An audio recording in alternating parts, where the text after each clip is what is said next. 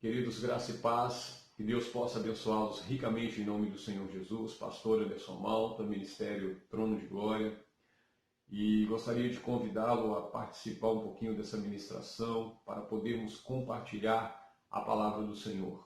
Amém? Esse é um tempo que nós estamos vivendo, um tempo um pouco diferente a nível de igreja, e é um tempo que nós precisamos muito nos preocupar com a nossa conduta e cada vez mais edificar a nossa fé na palavra do Senhor.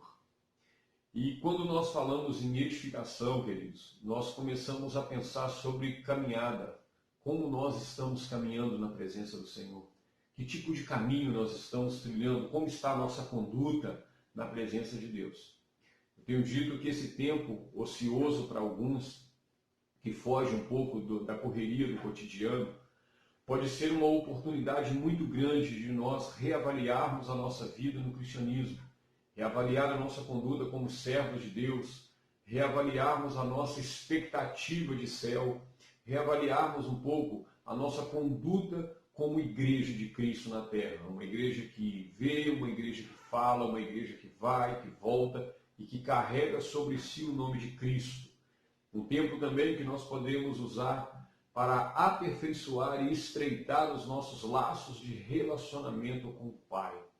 Então esse é um tempo muito precioso que nós, se soubermos, na direção do Espírito Santo e com discernimento, usarmos esse tempo em prol da nossa fé, somos sabedores de que muito mais forte voltaremos. A palavra do Senhor diz que tudo coopera juntamente para o bem daqueles que amam a Deus. Então, que Deus possa nos abençoar nesse tempo, em nome do Senhor Jesus. Vamos falar um pouquinho sobre a nossa conduta, sobre a nossa caminhada no Senhor. E para isso, eu separei um texto que está no livro de Mateus, no capítulo 7, versículos 13 e 14. E eu creio que Deus vai falar muito ao nosso coração.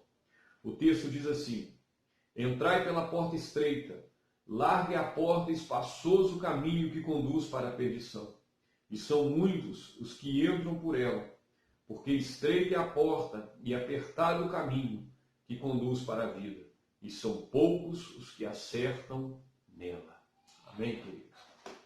Quando nós estamos falando, quando a Bíblia está nos falando acerca de caminho, está falando sobre a nossa conduta na fé, como nós temos caminhado na fé.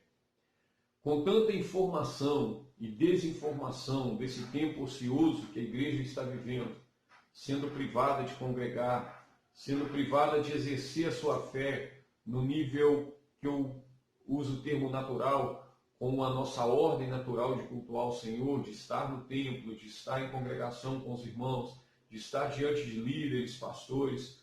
Nessa privação, nós precisamos acelerar um pouco o tempo acerca da nossa estadia no Evangelho na Terra. Nós sabemos que se aproxima muito a volta do nosso Senhor Jesus Cristo. Em breve nós estaremos com Ele nos ares, apresentados a Ele como uma noiva adornada, a noiva santa, que está sendo preparada para morar no céu. Contudo, nós precisamos entender algo que é fundamental para esse tempo, que nós ainda não estamos salvos. E que nós precisamos manter uma conduta de fé, uma diligência no Evangelho, para que nós possamos garantir naquele dia a nossa aceitação por parte de Deus. Eu gosto muito de um texto que está em Romanos capítulo 6, versículo 23, a primeira parte do versículo, que ele vai dizer assim: o salário do pecado é a morte. A igreja de Cristo, ela precisa entender, nós como cristãos precisamos entender, pecado é pecado, queridos. O pecado, ele não deixa de ser pecado, sendo ele pequeno, sendo ele grande, vindo em tempo de crise ou em tempo de paz. Vindo ele na escassez ou na abundância, ele é pecado. E o pecado, ele não é só um infringir da lei. Ele não é simplesmente algo que desagrada a Deus ou entristece o Espírito Santo. Mas o pecado, ele gera uma consequência de morte na nossa vida. Então nós estamos trabalhando hoje num processo, e eu tenho falado muito para muitos irmãos, trabalhado uma ideia, de que nós não podemos tirar o peso do Evangelho dos nossos ombros. Estou falando isso novamente numa ministração. porque larga é a porta que conduz à perdição, e a palavra do Senhor, ela dá um dado assustador, ela diz: muitos entrarão por essa porta. Muitos tomarão para si esse caminho, não se preocupando com a responsabilidade da santificação, com a responsabilidade de cuidar da sua vida na terra, ou seja, aceitar o compromisso do Evangelho, tomar a sua cruz, para que seja salvo naquele dia.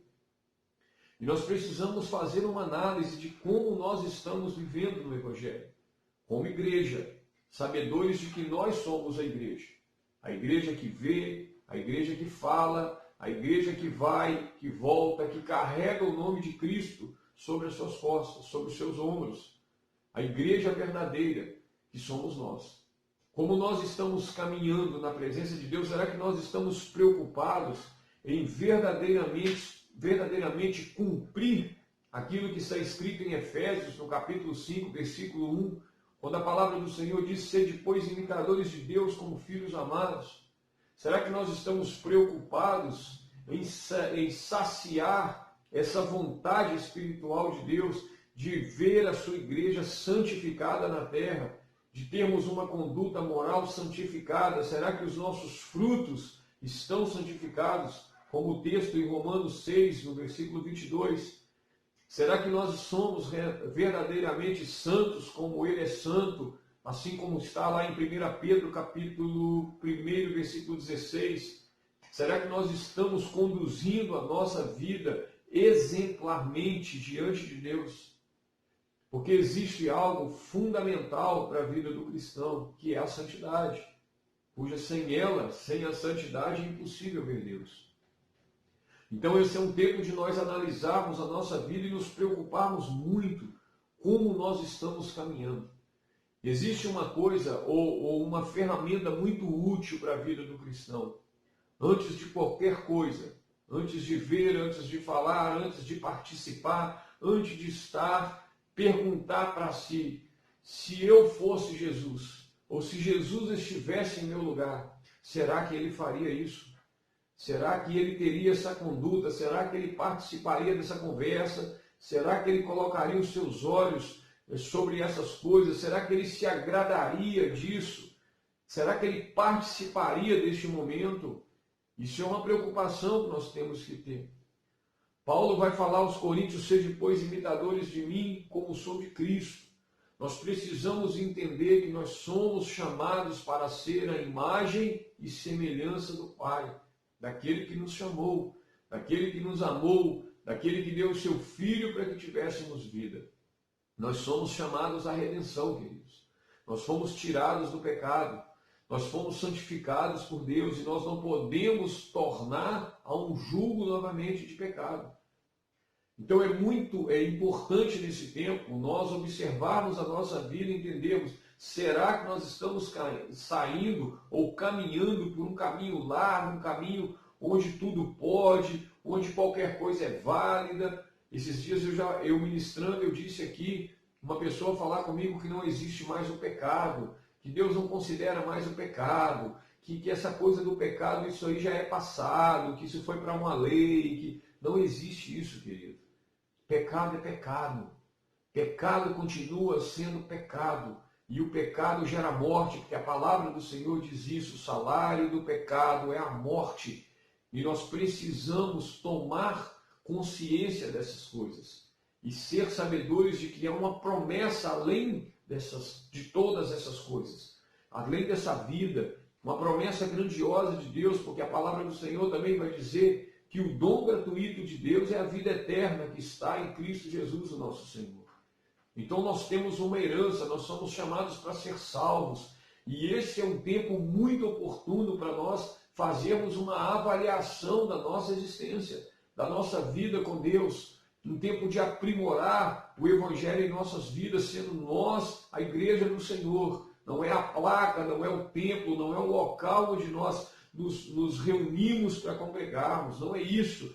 Somos nós, a igreja do Senhor, a igreja que Ele vai buscar. E nós temos que estar preparados no tempo da volta do Senhor para sermos salvos. Nós precisamos estar edificados no Senhor, porque esse é um tempo que irá confundir a muitos. Esse tempo ocioso, ele pode ser um tempo muito útil na sua vida, como também pode ser um tempo muito perigoso, porque você está tendo tempo, porque talvez nós estejamos longe, né, do convívio com os nossos irmãos, a presença do líder, a presença do pastor, que é sim muito importante na vida do cristão, muito importante sim para a vida do cristão. E nós precisamos reavaliar a nossa vida, a nossa estadia no Evangelho, quando nós estamos vivendo nesse tempo. A igreja no Brasil não está sendo perseguida, não existe uma conspiração contra as igrejas, né? Muita gente se fala em uma conspiração política, nisso, naquilo, nova ordem mundial, tá. Eu quero apenas frisar algo que está na palavra de Deus. A palavra do Senhor, ela nos preparou para esse tempo. Ela fala há mais de 2000 anos ao nosso coração, ao coração da humanidade, que esse tempo viria sobre a terra. Então nós precisamos ficar atentos nesse tempo e fazer uma análise diária de como nós estamos conduzindo a nossa vida no Evangelho. Se Jesus nos chamasse hoje, se Jesus voltasse hoje, será que nós estaríamos preparados para morar no céu? Será que a nossa conduta tem sido uma conduta santificada? Será que verdadeiramente somos imitadores de Cristo? Porque, aparentemente, muitos de nós não estão interessados ou preocupados em ser semelhantes a Cristo, em ter uma conduta como a dele, ou ter uma conduta como aqueles que venceram na fé e nos deixaram um legado. Eu acho tremendo o fato de Paulo dizer: sede, pois, imitadores de mim, como sou de Cristo. Tem que ter uma autoridade, um conhecimento pessoal muito grande, de entendimento do caminho que está seguindo. A igreja às vezes parece, não num contexto geral, mas em algumas partes, que não sabemos por onde nós estamos andando. Queridos, não há engano. A palavra do Senhor, ela não deixa nenhum vestígio de engano. Tudo aquilo que estamos vivendo faz parte de um processo bíblico, algo que está fundamentado na palavra de Deus, como o final desses tempos. Nós estamos entrando num processo onde vivemos o princípio das dores, né? Essas epidemias, pandemias, essa mortalidade, esse desarranjar financeiro, essas crises financeiras, esses conflitos entre as nações, entre os governos, faz parte de todo um contexto anunciado por Jesus. O que nós precisamos é fundamentar a nossa fé. O que nós precisamos hoje é de alicerçar o Evangelho na nossa vida, o Evangelho simples, o Evangelho chamado Evangelho raiz, é o Evangelho de Cristo na nossa vida. Abandonar um pouco as alegorias, as pérolas e começar a colher sementes, como já tenho ministrado aqui. Nós precisamos ter algo para oferecer para o Senhor, mas mais do que isso, precisamos estar no caminho estreito. Conselho 1, querido, mais uma vez digo para você, não tire dos teus ombros a responsabilidade do Evangelho, a seriedade do Evangelho, a simplicidade do Evangelho que salva. Cuidado. Cuidado onde você coloca os teus olhos, as conversas que você participa, onde está o teu coração, ali está o seu tesouro. Cuidado, cuidado com a sua conduta, cuidado com a conduta moral, cuidado com a conduta intelectual, que muitas vezes nos leva a errar. Porque o Evangelho do Senhor, por mais que existam estudiosos, por mais que a teologia fale muitas coisas, ele ainda continua sendo simples. Jesus foi um homem muito simples, de palavras simples, mas profundas. E essa profundidade que nós devemos encontrar na palavra do Senhor.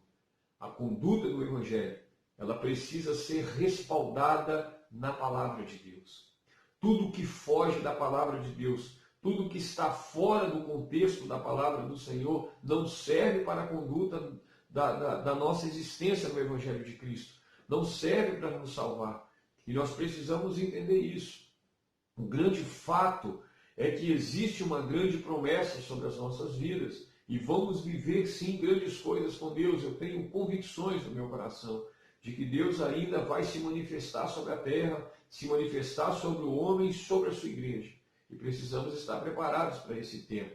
Precisamos aproveitar esse tempo ocioso que nós estamos tendo, esse momento onde o mundo está vivendo incertezas de informações e desinformações, onde os governos estão cada vez mais loucos no sentido de humanidade, onde pouco se fala em bem-estar humano, se fala em política, se fala em governos, se fala em bem-estar financeiro dos governos, mas pouco se fala em humanidade e muito menos se fala em Deus. Nós precisamos falar do Senhor, nós precisamos pregar o Evangelho, nós precisamos viver o Evangelho, mas para que isso aconteça, nós precisamos estar no caminho certo. Nós precisamos estar no caminho, e o caminho certo ele é estreito, querido. O pecado continua sendo pecado.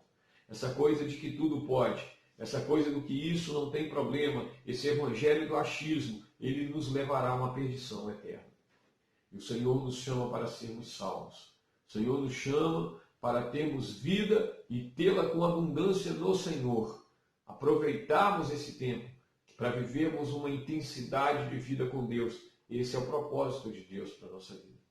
Eu gostaria de continuar aqui a leitura da palavra do Senhor, trazendo alguns outros versículos para a nossa meditação. O texto que está em 2 Timóteo, no capítulo 3, a partir do versículo 1, diz assim: Sabe, porém, isto, nos últimos dias sobrevirão tempos difíceis, pois os homens serão egoístas, avarentos, jacciosos, arrogantes, blasfemadores, desobedientes aos pais, ingratos, irreverentes, desafeiçoados, implacáveis, caluniadores, sem domínio de si, cruéis, inimigos do bem, traidores, atrevidos, enfatuados, mais amigos dos prazeres do que amigos de Deus, tendo forma de piedade, negando-lhe entretanto o poder. Foge também destes, pois entre estes se encontram os que penetram sorrateiramente nas casas e conseguem cativar mulherinhas sobrecarregadas de pecados, conduzidas de várias paixões, que aprendem sempre e jamais podem chegar ao conhecimento da verdade. E do modo, porque Janes e Jambres resistiram a Moisés, também estes resistem à verdade. São homens de todo corrompidos na mente, reprobos quanto à fé. Eles, todavia, não irão avante, porque a sua insensatez será a todos evidente, como também aconteceu com a daqueles. Amém, queridos? Esse é um texto muito profundo acerca do tempo que nós estamos vivendo, né? Nós estamos vivendo uma época em que as pessoas elas não estão se preocupando mais em blasfemar, em caluniar, em ser debochadas, em serem desobedientes, desrespeitam leis, desrespeitam a palavra, desrespeitam o cristianismo. Nós estamos vivendo isso. E a palavra está dizendo nos últimos tempos, né? Nós precisamos entender isso. E o cristão, muitas vezes, ele está sendo envolvido porque esse tipo de conduta, ele chega até as nossas casas. Ele bate na nossa porta. Ele está sempre querendo entrar. A vontade do inimigo é nos tirar do centro da vontade de Deus e trazer um engano para a nossa vida. Nós somos alvos, né, constantes de Satanás. E a vontade dele é realmente fazer com que o nosso entendimento ele seja quebrado, que nós encontremos nele uma distração que nos tire do centro da vontade do Senhor. Haja vista que nós estamos vendo como as igrejas tiveram que trocar ou mudar o seu modo de cultuar a Deus para trazer entretenimento para o povo, para que o povo esteja satisfeito na presença de Deus, como que se a presença do Senhor ela não fosse o suficiente para nos agradar. Deus está falando para Paulo, a minha graça te basta. E esse é um tempo que nós deveríamos ouvir isso e nos contentarmos com isso. Apenas a graça do Senhor, ela deveria bastar para que a nossa vida tivesse uma conduta um pouco mais inspirada no Espírito Santo do que em nós mesmos, do que nas nossas vontades. Então Deus ele tem um projeto grandioso para a nossa vida, para a nossa família. Deus quer nos abençoar assim. E eu continuo afirmando no coração da igreja que Deus é bom e que em todo tempo Deus é bom e que todas as coisas cooperam juntamente para o bem daqueles que amam o Senhor. Nós precisamos aprender que o Senhor ele nos chama para uma vida de responsabilidade, mesmo sabendo que nós não compramos a salvação, é o dom gratuito de Deus. Somos salvos pela graça mediante a fé em Jesus Cristo.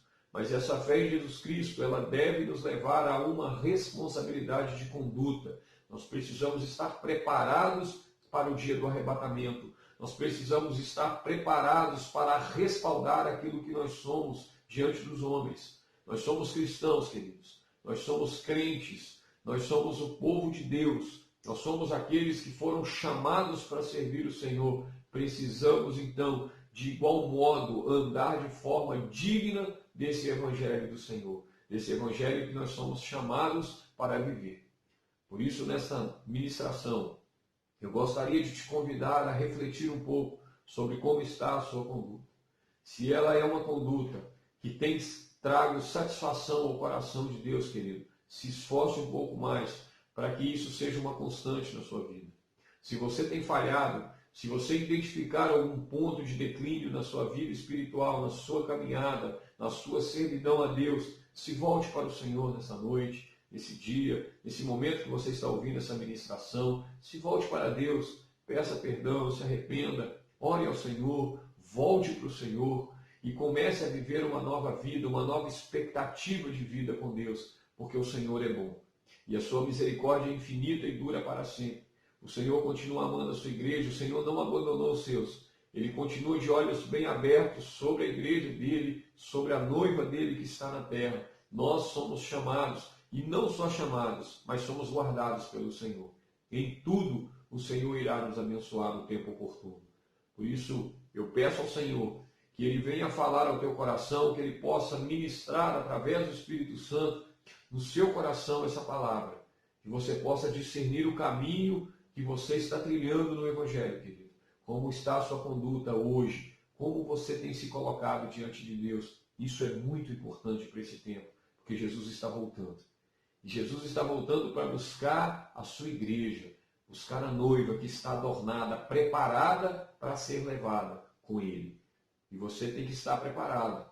Eu tenho que estar preparado, a minha família tem que estar preparada para morar no céu. E isso não é simples, isso não é tão fácil assim. O Evangelho, ele não é um evangelho de calmainhas. Ele não é um evangelho de mar de rosas. Jesus disse que no mundo nós teríamos aflição. E ele disse, tende bom ânimo, eu venci o mundo. Tudo isso que norteia o mundo está diante do Senhor. E nada foge ao seu controle. Amém, queridos? Que Deus possa te abençoar ricamente em nome do Senhor Jesus. Eu gostaria aqui de compartilhar um sentimento de muita saudade. Saudade de estar no templo, de estar ministrando aos irmãos, né? De estar na presença dos irmãos em comunhão com cada um de vocês. Por isso eu deixo aqui o meu abraço, deixo aqui os meus sinceros votos de que você esteja bem, que você possa viver um tempo grandioso com Deus e que nós possamos voltar cada vez mais fortes, firmes na presença do Senhor. Que o Senhor te abençoe e te guarde, que o Senhor faça resplandecer sobre ti tua face e tenha misericórdia de ti. Que o Senhor sobre ti levante o teu rosto e te dê a paz de Jesus Cristo, que excede a todo e qualquer entendimento. Que o Senhor guarde a tua entrada, a tua saída, a tua casa e a tua família desde agora e para todo sempre. Amém. E graças a Deus, que Deus vos abençoe em nome do Senhor Jesus. Amém.